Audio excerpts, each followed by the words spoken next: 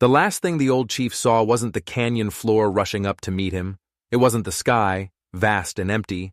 It was the face of the man he had trusted like a son, the man whose eyes held not sorrow, not anger, but a cold, terrifying satisfaction. Then the world was gone, replaced by scraping rock and a violent, gut-wrenching fall.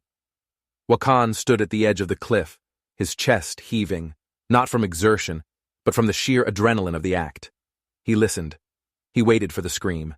He waited for the thud of a body meeting stone 1,000 feet below, but there was nothing. Only the wind, howling its lonely song through the canyon. It was better this way. A scream could be traced.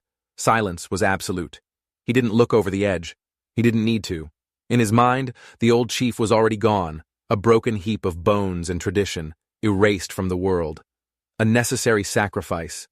He took a deep breath, smoothing the fury from his face and replacing it with a mask of practiced grief. He turned his back on the empty space where his leader had stood and began the long walk back to the others. By the time he reached the scouting party waiting on the lower trail, his eyes were wet with unshed tears. His voice, when he spoke, was thick with a perfectly crafted lie. "We were ambushed," he choked out, his words catching in his throat. "A white settler, from the ranch in the valley. He came from the rocks." The warriors froze, their hands moving to their knives, their axes. Shock rippled through them, followed by a low growl of collective anger.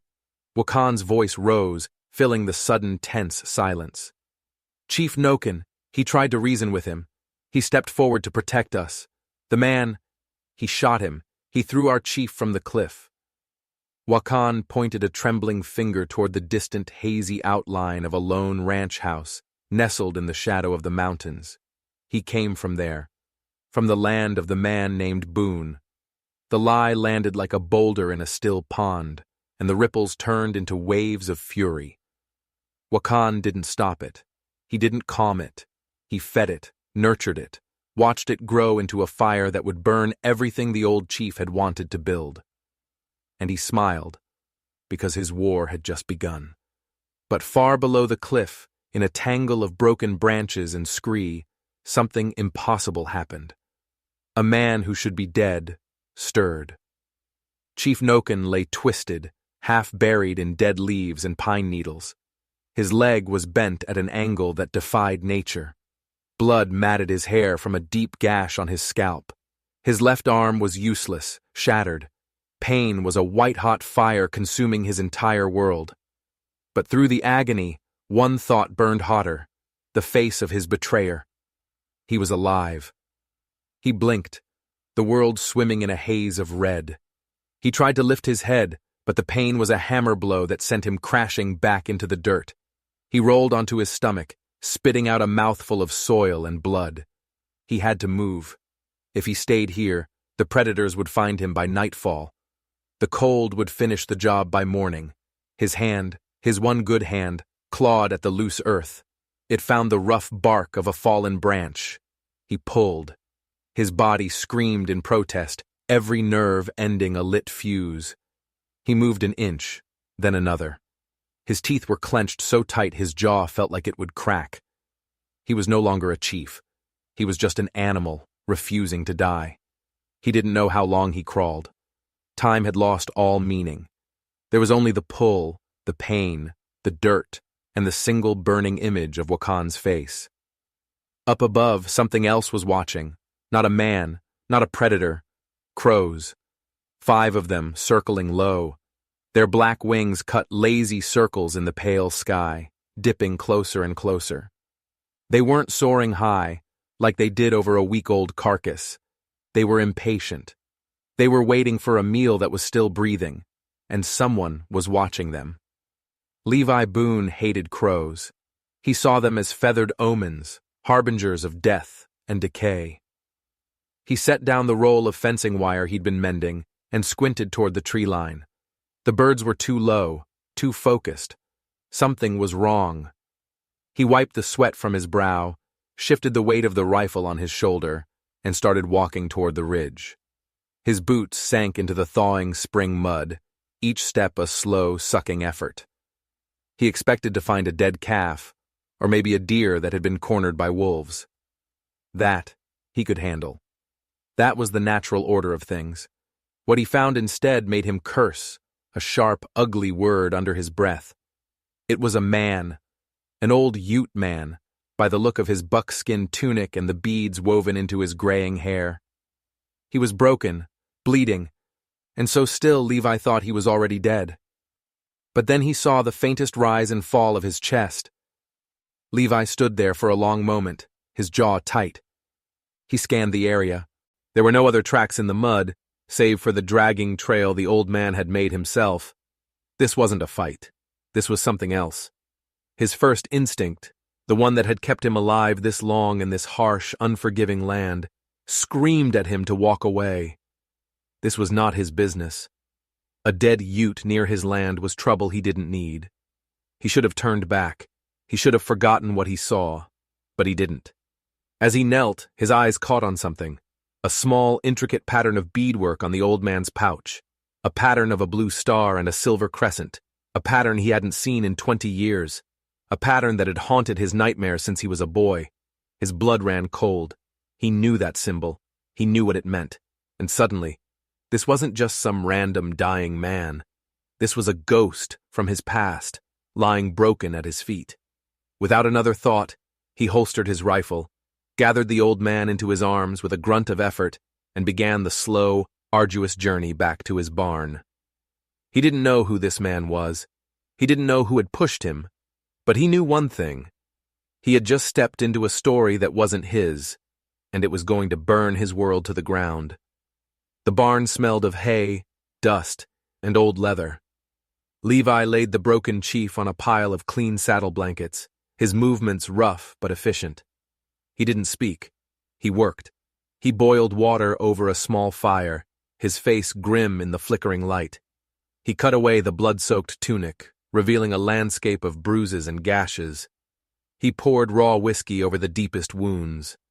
The old man groaned, a low, guttural sound, his body arching in agony even in his unconscious state. Levi didn't flinch. He took a needle and coarse thread, the same kind he used to stitch up cattle, and began the slow, grim work of sewing the man's flesh back together. As he worked, the beadwork pattern on the pouch seemed to stare up at him. The blue star, the silver crescent, the symbol of the Skytalker clan.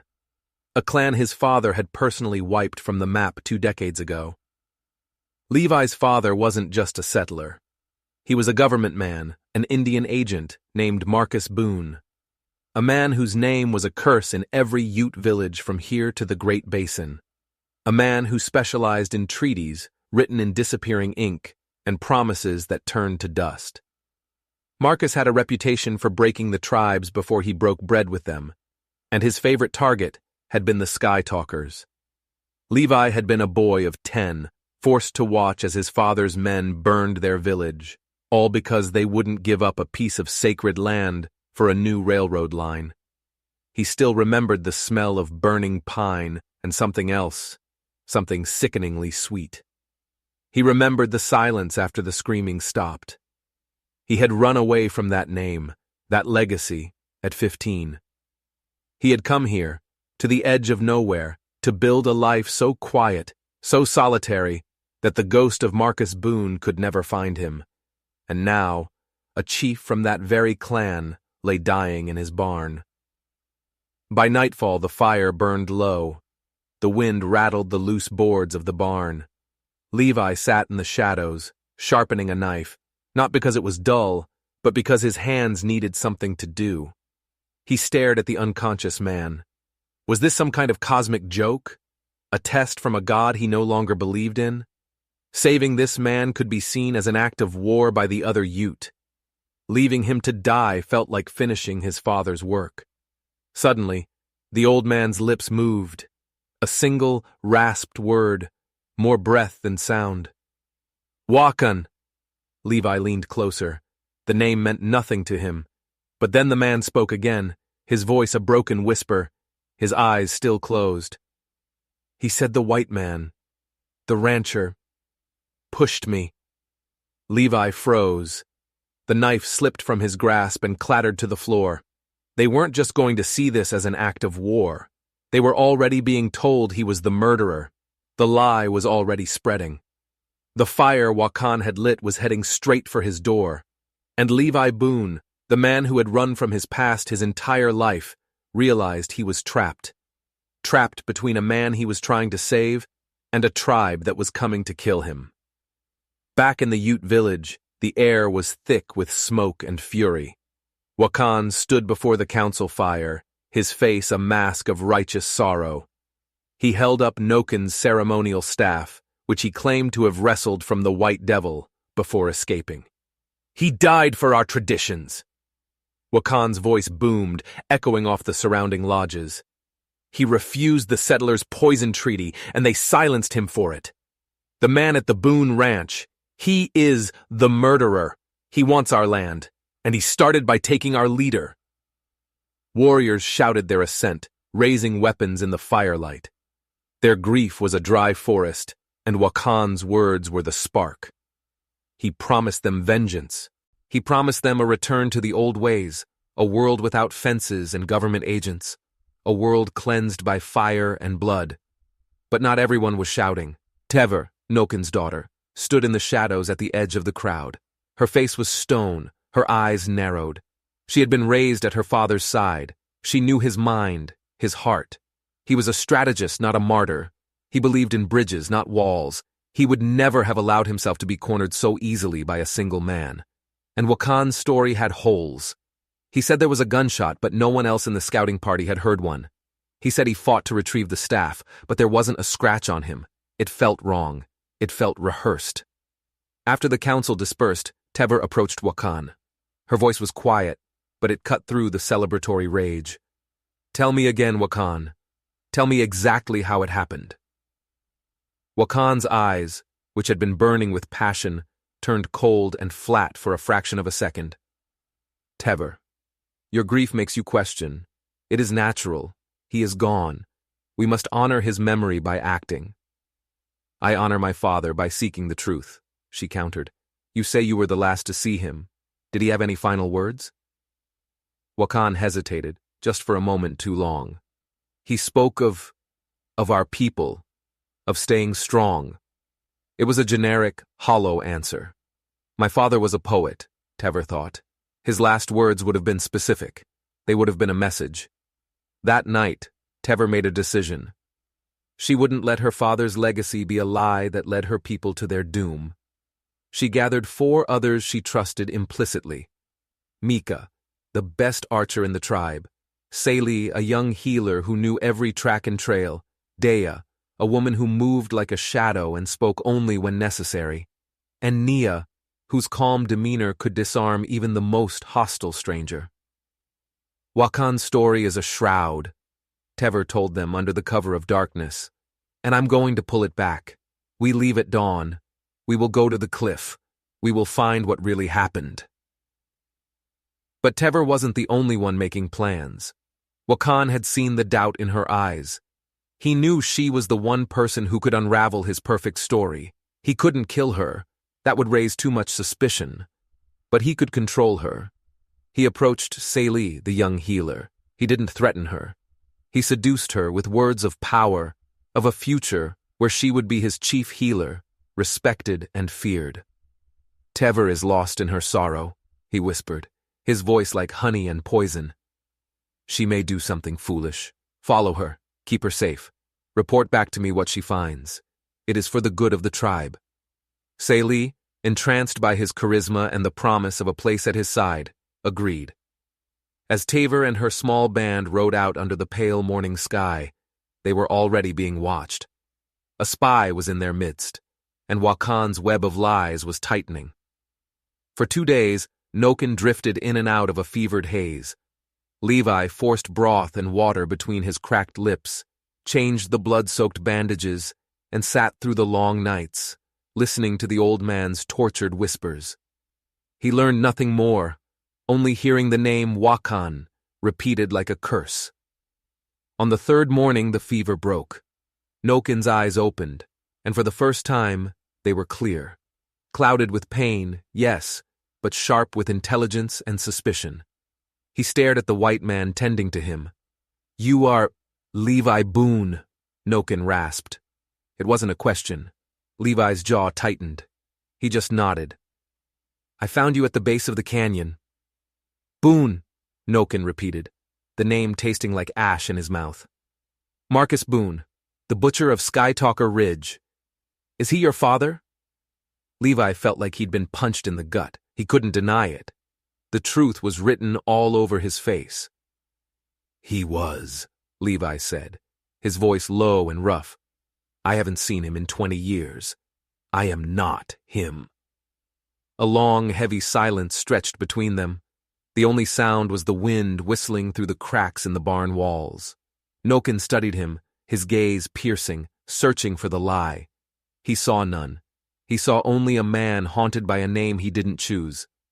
"Why?" Noken finally asked. "Why save me?" "Wakan, he is telling my people you are the one who tried to kill me." "I know," Levi said grimly. "I heard you say it in your sleep.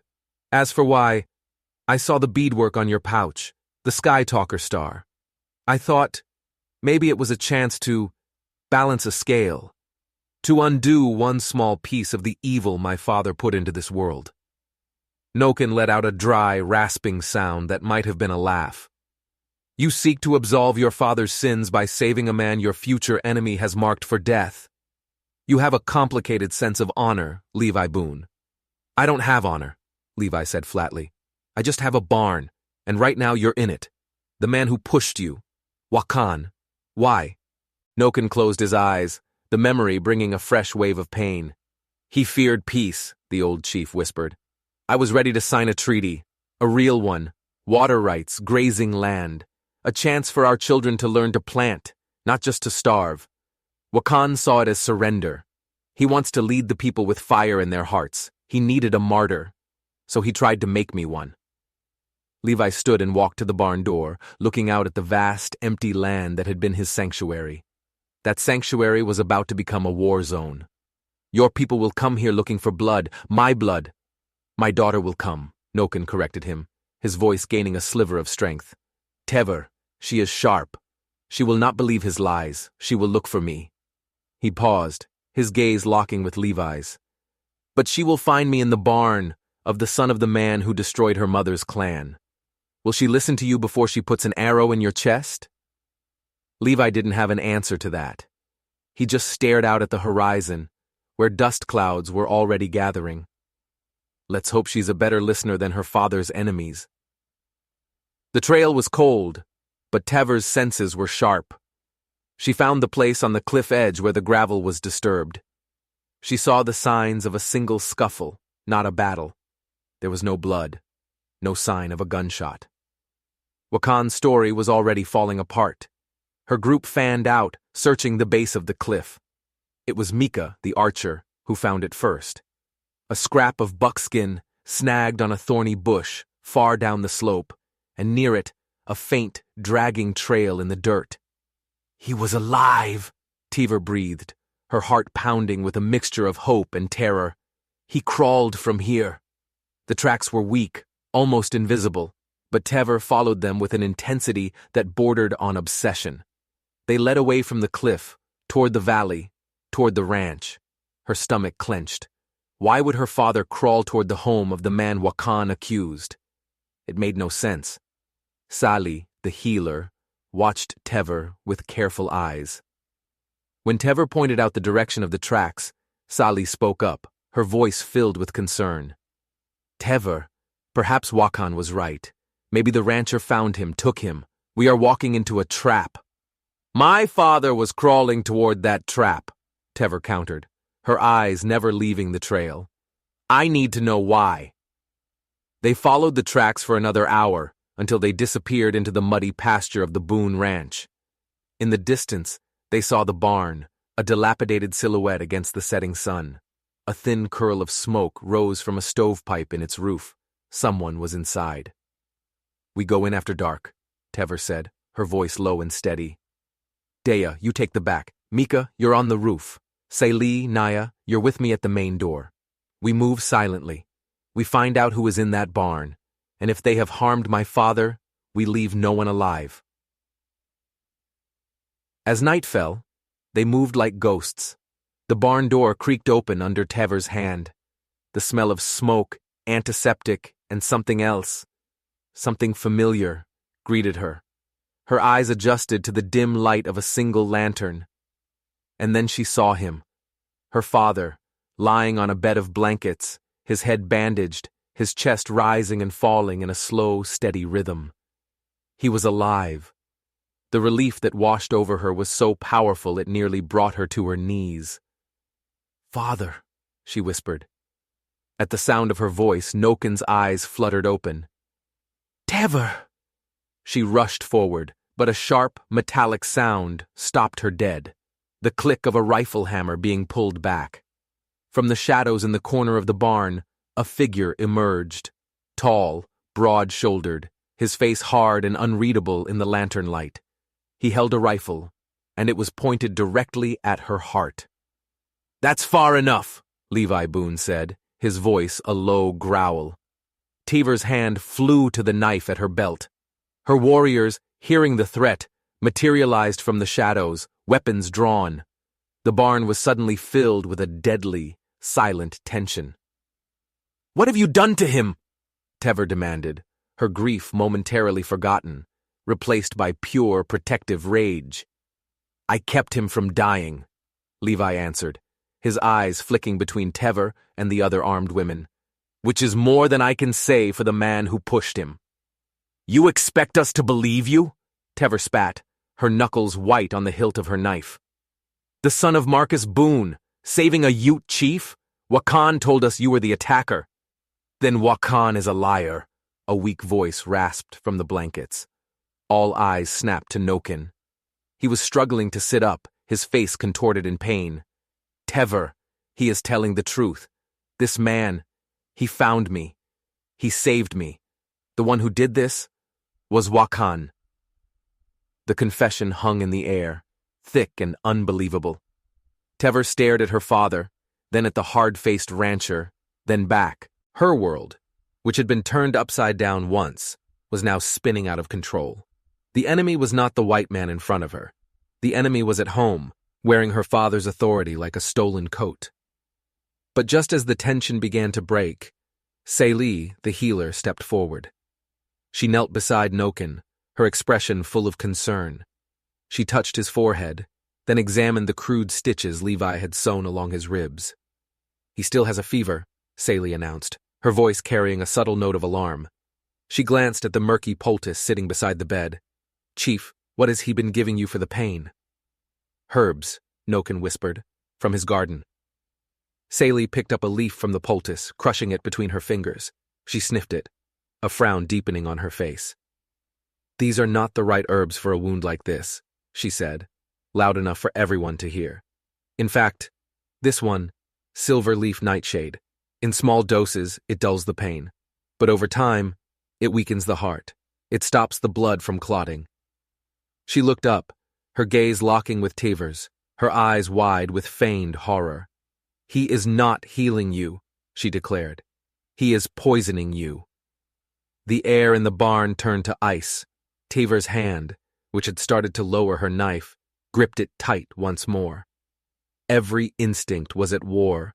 Her father's words against the trusted healer's evidence. Who was she to believe? Levi's face went pale. He stared at the poultice, then at Celie. He was a rancher, not a medicine man. He had used the only herbs he knew for pain, the ones his own mother had used for his father's bad back. He had no idea what they were called, only that they seemed to work. Had he made a terrible mistake, or was this healer lying? "She's the snake," Levi said, his voice low and urgent, his eyes fixed on Tever. "Don't you see? She's with him. She's with Wakan." "And why should I believe you?" Tever shot back, torn between two impossible truths. "You are the son of a man who used poison and lies as weapons." A cry of pain from Nokin broke the standoff. He clutched his chest, his breathing suddenly shallow. "The pain. It is worse." Celie rushed to his side. It is the poison. We must get him away from here. We must cleanse his body. Taver was trapped. Her father was fading before her eyes. The rancher with the cursed name swore his innocence, while the healer she trusted condemned him. She had to make a choice, and the wrong one would cost her father his life. We will take him, Taver decided, her voice ringing with authority. But you, she said, pointing her knife at Levi, you will not be harmed. For now, you will stay here. If my father dies, we will return, and we will burn this ranch to the ground with you inside it. Levi didn't argue. He just watched, his heart pounding, as they carefully lifted the groaning chief and carried him out into the night. He watched Saley give him a comforting smile, a smile that didn't reach her eyes. He knew with a chilling certainty that he hadn't saved Noken. He had just delivered him from a quick death on the rocks to a slow, painful one at the hands of a traitor, and he was utterly powerless to stop it. They made camp a few miles from the ranch, in a sheltered cove hidden by ancient junipers. Taver stood watch while Saley administered her own remedies to Noken, a tea made from willow bark and other herbs from her pouch. Noken's breathing seemed to ease, and he drifted into a fitful sleep. But Tever's mind was a whirlwind. Levi's words echoed in her head. She's the snake. It seemed impossible. Saley had been her friend since childhood, but her father's words were just as clear. Wakan pushed me. The two statements couldn't both be true without an unthinkable conspiracy. Late into the night, as the others slept, Taver crept back to her father's side. He was awake, his eyes gleaming in the moonlight. Tell me about the herbs, father, she whispered. The ones the rancher gave you. How did they make you feel? The pain. It lessened, Noken rasped. My mind felt clearer than it has in days. Until tonight. Now. A fog returns. Tever's blood ran cold. She looked over at the sleeping Saley, then back at her father. An idea, cold and terrible, began to form in her mind. A test. The next morning she announced her plan. Father is too weak to travel the whole way. I will ride ahead to the village. I will tell them the truth and gather a cart to carry him home. You all will stay here and keep him safe. She looked directly at Saley. He is in your hands, healer. Do not fail him. Saley nodded, her face a mask of solemn duty. I will not leave his side. But Tever wasn't riding to the village. She rode a wide circle back, hiding her horse in a dense thicket overlooking the camp. She lay on her stomach, her eyes fixed on the scene below. For hours, nothing happened. Salih tended to Noken, Nia and Dea foraged for food, and Mika stood guard. Then, as the sun reached its zenith, Nia, Dea, and Mika left to hunt, seeking fresh meat for the journey home. They promised to be back by dusk. Saley was finally alone with Noken. Tever held her breath. She watched as Saley looked around, ensuring no one was watching. Then, the healer reached into a secret pocket, deep inside her medicine pouch. She pulled out a small, dark vial. It wasn't one of her usual remedies. She uncorked it and poured a few drops of a thick, dark liquid into the water canteen. Noken was asleep. He would drink it when he woke, never knowing. Tever had seen enough. The betrayal was real. It was a poison deeper and more vile than anything that grew in the ground. She didn't storm the camp. An open confrontation was too risky. She needed more than just her word against Saley's. She needed proof. She slipped back to her horse and rode like the wind, but not towards the village. She rode back to the one person who might understand the nature of this kind of treachery. She rode back to the Boone Ranch. Levi was pacing in his barn like a caged animal when Tever galloped into his yard. He met her at the door, his rifle in hand, his face a mixture of fear and defiance. "He's worse, isn't he?" Levi asked, his voice raw. "He's being poisoned," Tever said, her voice tight with fury. "By Saley. I saw her. She carries a dark vial. I need to know what it is." Levi's mind raced back to the dark memories of his father's study. Marcus Boone had a locked cabinet filled with such things. Potions and poisons bought from disgraced apothecaries, used to weaken, confuse, or kill his enemies. He remembered his father bragging about one in particular, tasteless and odorless, derived from the venom of a desert serpent. It mimicked the symptoms of a failing heart. Serpent's kiss, Levi breathed. My father called it that. It kills slowly, makes it look like a natural sickness. He looked at Tavor, a grim understanding passing between them. Wakan isn't just trying to usurp your father. He's trying to murder him in plain sight, with one of your most trusted friends as the weapon. The scope of the betrayal was staggering. Wakan hadn't just pushed the chief. He had a backup plan, a meticulous, evil plan to ensure Noken never spoke again, and to frame Levi for the death. We have to get him away from her, Tevor said. If we just ride in and grab him, she'll play the victim. She'll say we're the ones trying to harm him, Levi countered, his mind working quickly. We need to catch her in the act. We need everyone to see the snake shed its skin. A plan formed, desperate and dangerous. They would use Saley's own treachery against her. The other women with you, Nia, Dea, and Mika, do you trust them? Absolutely? Levi asked. With my life, Tavor answered without hesitation. Good, Levi said, a grim fire lighting his eyes. Because we're going to need them. Here's what we're going to do. When the hunting party returned to the hidden camp at dusk, they found Tavor waiting for them. She didn't tell them what she'd seen, not yet. Instead, she pulled them aside with a new story. The rancher Boone, he is following us, she said, her voice a low, urgent whisper. I saw his tracks. He means to finish the job. We must move father tonight, to a safer place, a cave I know of in the high rocks. Mika and the others tensed, their hands going to their weapons. Saley, overhearing, rushed forward. Move him now, in the dark? It is too dangerous. He is too weak, she protested. It is more dangerous to stay here, Tevor insisted, her gaze hard. We leave in 1 hour. The cave was cold and damp.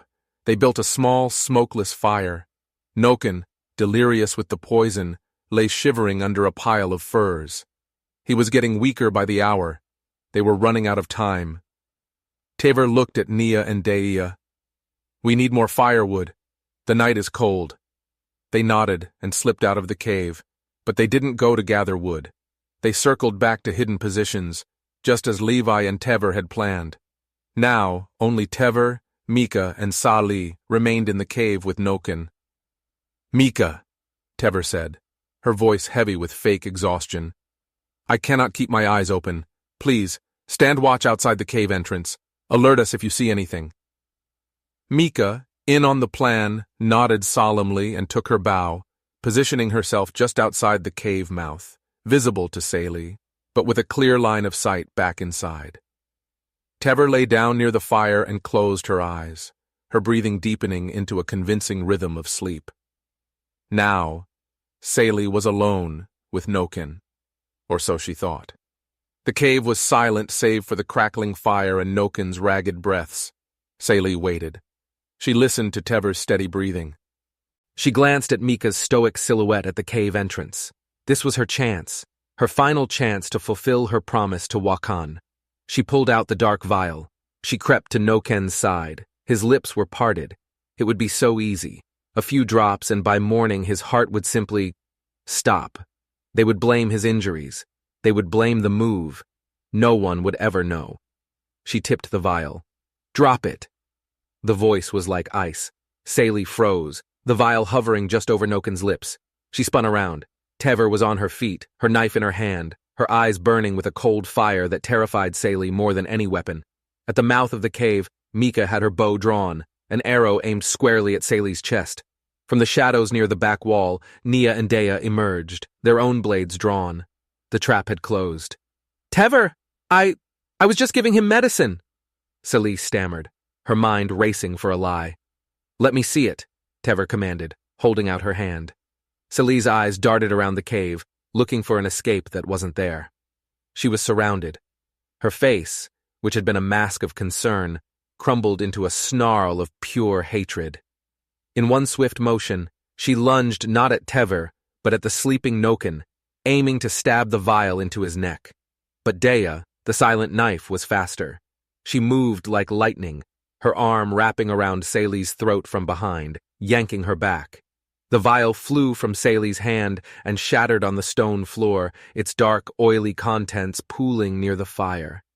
They had her. They had the proof. They bound Sally's hands and gagged her. Tever then knelt by her father, her heart aching.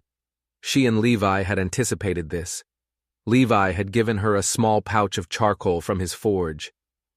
If she uses the poison, make him drink this mixed with water. It might not save him, but it will absorb some of it. It's his only chance. She mixed the black powder with water and gently poured it down her father's throat. He coughed and sputtered, but he drank. Now began the true race.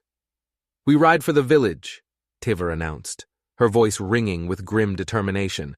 "We ride now. We will carry father, and we will drag this traitor with us. Wakan's lies die tonight." The journey back was a waking nightmare. They took turns carrying Noken on a makeshift stretcher, his life hanging by a thread. Levi met them at the edge of the woods as planned, bringing his strongest horse. He lifted Noken into the saddle, holding the frail chief steady against his own chest. The son of the butcher, holding the man he was accused of killing, his body a shield. They rode through the darkness, the bound and gagged Sally tied to a lead rope, stumbling behind them. As they neared the final ridge overlooking the Ute village, Levi held up a hand, stopping the group. "Something's wrong," he whispered. The trail ahead was too quiet, too still. Tever dismounted, creeping forward with Levi. At a narrow bend in the path, where the trail cut close to a sheer rock face, she saw it. A thin tripwire, nearly invisible in the moonlight, stretched across the path. It was connected to a series of logs and loose boulders, precariously balanced on the cliff above. It was an ambush, a deadfall trap. Wakan hadn't just sent a spy. He had laid a trap to kill them all, to bury the truth, Tever, her father, and her loyal friends under tons of rock. He hadn't just wanted to silence Noken. He wanted to erase anyone who knew what he'd done. "He knew we were coming," Tever breathed, horrified. "He didn't just know," Levi said, his eyes scanning the trigger mechanism. "He planned for this. This is his final move." He looked at Tever, his face grim. "There is no turning back now. We go through them, or we die here." The village was stirring as the first hint of dawn touched the sky. Wakan stood in the center of the camp, speaking to a large group of warriors. He was handing out new rifles, bartered from miners with the promise of future access to the land. "The spirits have spoken to me," he declared, his voice full of fire. "Tever has been led astray by the rancher's dark magic. She has turned against her own people. They are coming now, not to bring our chief home, but to lead an attack with the settlers. We must be ready to defend our homes." Just as the warriors raised their new rifles with a shout, a voice cut through the morning air. "The only one you need to defend yourselves from is him." All heads turned.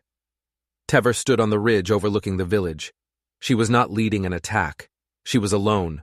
Her clothes were torn, her face was smudged with dirt, but her eyes burned with undeniable truth. Wakan's face went pale. "She is alone. She has abandoned her father. Seize her," he commanded. But before any warrior could move, Mika, Nia, and Dea appeared on the ridge behind Tever. They were not armed for a fight. They were carrying the stretcher, and on it lay the still, frail form of Chief Noken. A collective gasp went through the crowd. It was him. He was alive. Then a final figure emerged from the tree line, leading a horse. It was Levi Boone. He was holding the reins, and tied to the end of the rope was a stumbling, disheveled figure. He pulled the gag from the prisoner's mouth. It was Sally. "Tell them," Tever commanded, her voice echoing across the silent valley. "Tell them who you serve." Sally, her eyes wild with terror and defeat, looked at the sea of shocked faces, then at Wakan, whose confident smirk had melted into a mask of pure panic. "It was Wakan!" she shrieked, tears streaming down her face. "He pushed the chief. He told me to poison him. He promised me power. The trap on the ridge." It was his idea. He wanted to kill them all. The confession shattered the morning silence. The warriors lowered their new rifles, staring at Wakan with dawning horror. His lies, so powerful just moments before, had evaporated like mist in the sun. He was surrounded, trapped. But Wakan was not the kind of man to surrender. He played one final desperate card. "Fools!" he screamed, his voice cracking. "You would believe a traitor and the son of the butcher of Sky Talker Ridge over me? You want to know about truth? About secrets? Then ask your beloved chief about his." He pointed a shaking finger at the barely conscious Noken. "Ask him what he did 30 winters ago, during the Great Famine when you were all starving. Ask him how he got the food that saved you." A confused murmur spread through the crowd. Elder Ka, his face a web of wrinkles, stepped forward. "What is this nonsense, Wakan?" "It is not nonsense," Wakan spat. "He didn't summon the spirits. He didn't find a hidden herd. He made a deal, a secret, shameful deal with the devil himself." Wakan spun around and pointed at Levi. "He made a deal with his father, Marcus Boone. He traded away our most sacred artifact, the sunstone of our ancestors, for a few sacks of grain. He saved your lives by selling our soul." The crowd stared, stunned into silence. They looked from Wakan's furious face to their frail chief. Could it be true? Had their savior chief committed the ultimate sacrilege? Noken's eyes fluttered open. He looked at the faces of his people, and in his gaze they saw not denial, but a deep, ancient shame. The secret was out, and Wakan, even in his defeat, had managed to poison the entire tribe, turning their joy into doubt and their hero into a hypocrite. The silence in the village square was absolute, heavier than any stone. The people looked at Noken, not with anger, but with a profound, wounded confusion. Their history, their identity, was built on the foundation of their sacred traditions. The Sunstone was the heart of that foundation. To trade it away was unthinkable, a betrayal beyond comprehension. Wakan stood panting, a triumphant, hateful gleam in his eyes. He had lost the battle for power, but he had won the war for chaos. He had shattered their faith. It was Tever who broke the silence. She stepped forward, standing between her weakened father and her stunned people. Her voice was not loud, but it was clear and steady, and it cut through the haze of doubt. "Yes," she said, "the story is true." A wave of gasps and murmurs rippled through the crowd. Noken closed his eyes, a single tear tracing a path through the dust on his cheek. "My father was faced with an impossible choice," Tever continued, her eyes sweeping over the faces of the elders, the warriors, the mothers, to watch his people, his children, starve to death while clutching a sacred stone, or to trade that stone to save their lives. He chose you. He chose your future over our past. She turned and faced Wakan, her eyes blazing. "You speak of honor. What honor is there in letting a child die of hunger? What tradition is worth more than a life? My father made a hard choice, a secret choice, a choice that has haunted him every day since, but he did it to save us." She pivoted back to the crowd. "And what choice did Wakan make? He did not try to save us. He tried to trick us into a war that would have destroyed us. He did not sacrifice for the people. He tried to sacrifice my father for his own ambition. He did not trade a stone for lives. He traded lives for his own power." She let the words hang in the air. "We are all here today because of the choice my father made 30 years ago. He gave us a tomorrow. Wakan tried to steal that tomorrow from us. So I ask you, my people, which man's legacy will we carry forward? The man who made a painful choice to ensure our survival, or the man who tried to murder his chief for a crown of lies?" No one spoke, but the answer was in their eyes. The confusion was replaced by a dawning understanding. They looked at Wakan, not as a fallen leader, but as a petty, ambitious man who had almost led them to ruin. Then, something extraordinary happened. Levi Boone, who had remained silent at the edge of the conflict, stepped forward. He walked past Wakan without a glance, and stood before Tever and Noken. He reached into his saddlebag. "My father was a monster," Levi said, his voice quiet but firm. "He took more than land, he took memories, he took dignity." He pulled out a heavy object wrapped in oilcloth. "When he died, I went through his things. I found a locked chest. Inside was this." He unwrapped the cloth. Lying in his hands was a large, flat stone of polished obsidian, inlaid with a spiral of shimmering fool's gold that seemed to catch and hold the morning light. The Sunstone. A collective cry of awe and reverence went through the people. Elder Ka stepped forward, his hands trembling as he reached out, not to touch it, but just to be near it. "I took it," Levi said, "because it was the one beautiful thing he ever possessed, and I knew he didn't deserve it. I didn't know what it was, only that it felt important." He looked at Noken, then held the stone out to Tever. "I believe this belongs to you. Let the story of this stone no longer be about what was lost. Let it be about what has been returned." Tever took the sunstone. It was heavy, warm from Levi's hands. She held it up for all to see. The symbol of their past, returned by the son of the man who had stolen it. The circle was complete. The wound was beginning to close. She turned to her father. Noken, with a strength that seemed to come from his very soul, pushed himself to his feet. He took the stone from her, held it against his chest, and looked at his people. "Today," Noken said, his voice stronger than it had been in weeks, "we do not choose between the past and the future. We choose to bind them together. We choose to heal." He looked at Wakan, who stood utterly defeated, the last of his venom spent. "He will not be executed. Vengeance is not our way. He will be exiled. Let him wander the wilderness and learn the value of the tribe he tried to break." He then turned to Tever, his eyes filled with a father's pride. "I am too old to lead. My body is broken and my spirit is tired. The Ute need a new voice, a voice of courage, of truth, of healing." He placed the sunstone in Tever's hands. "Lead them, my daughter. You have earned it." Tever looked at the stone, then at the faces of her people, who were looking at her with hope. She looked at Levi, who gave her a single, steady nod. She took a deep breath. "We will learn," she said.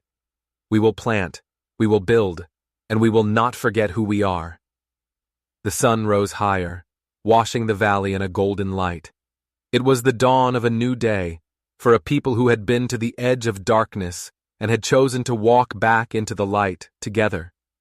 Spring gave way to a summer of relentless work. The village transformed.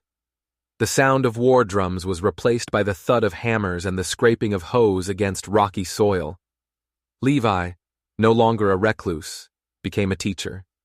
He moved from his isolated ranch into a small tent near the fields, showing the Ute how to read the soil, when to plant, and how to build irrigation ditches that coaxed life from the dry earth. It was not an easy piece. There were arguments, there were failures. A late frost killed the first squash seedlings. Goats got through a poorly built fence and ate a row of young corn. Some of the older warriors grumbled, missing the thrill of the hunt, feeling their skills with a bow were being traded for the unfamiliar clumsiness of a shovel. But Tever held them together. She worked harder than anyone, her hands, once skilled at skinning a deer, now becoming calloused from digging and building. She didn't command, she invited. She didn't preach, she listened.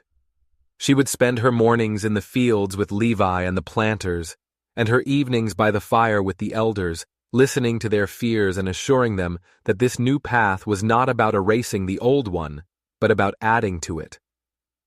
Noken recovered slowly. He never walked without a limp again, but his spirit healed faster than his body. He became the tribe's memory, the keeper of stories, the wise counselor who sat in the shade of his lodge, watching his daughter lead their people into a future he had only dreamed of. One sweltering afternoon, a government wagon arrived, not with soldiers, but with the supplies Noken had negotiated for so long ago. Sacks of durable seed, iron plowheads, and a letter officially recognizing Tever as the tribe's leader and granting them the water rights to the stream. Tever and Levi stood together, reading the document. Her name was there, in black ink, recognized by the very power that had once sought to crush her people. "You did it," Levi said, a rare, wide smile on his face. "No," Tever corrected him, looking around at the bustling village, at the children laughing as they carried water from the new well. "We did it." That evening, the tribe held a feast, not of conquest, but of harvest. They roasted the first of the corn, cooked squash and beans, and shared the goat meat. They laid the sunstone in the center of the gathering, its golden spiral seeming to glow in the firelight. Noken told the story of their survival. He spoke of Wakan's betrayal, of Levi's unlikely kindness, of Tever's unshakable courage, and of Salih's tragic weakness. He told it not as a story of heroes and villains, but as a lesson, that the greatest enemy and the greatest savior can often come from within. Later, as the stars filled the sky, Tever and Levi walked to the edge of the village, looking out over the fields they had tilled together. "My father's name will always be a shadow on this land," Levi said quietly. "I'm not sure I can ever truly escape it." "A shadow proves there is light," Tever said, stopping to face him. "You didn't erase his darkness, Levi. You chose to create your own light, here, with us." He looked at her, at the strength and grace that seemed to radiate from her, and felt a sense of peace he had never known. The hole in his soul, the one left by his father's legacy, was finally starting to fill. "My whole life," he said, his voice thick with emotion. "I've been running from something. I think I'm finally ready to build something instead." "What did you have in mind?" Tever asked, a soft smile playing on her lips. "Well," he said, gesturing back toward the village, "I'm a decent carpenter. I was thinking of building a new house. A bit bigger than my old one. Stronger foundation. Might need a partner to help me, though. Someone who knows how to make a house a home." Tever's smile widened. She didn't answer with words. She simply reached out and took his hand. Their fingers intertwined, a silent promise under the vast, starry sky. They had faced down betrayal, poison, and the ghosts of the past. Together, they had planted the seeds of a new beginning, in the rocky soil of a land that had finally learned the taste of peace. And they knew, with a certainty that was as solid as the mountains around them, that this was a harvest that would last for generations. If you enjoyed this story of betrayal, survival, and the courage to build a new future, don't forget to like, share, and subscribe for more tales of the unexpected. And let us know in the comments, what do you think is the true meaning of strength?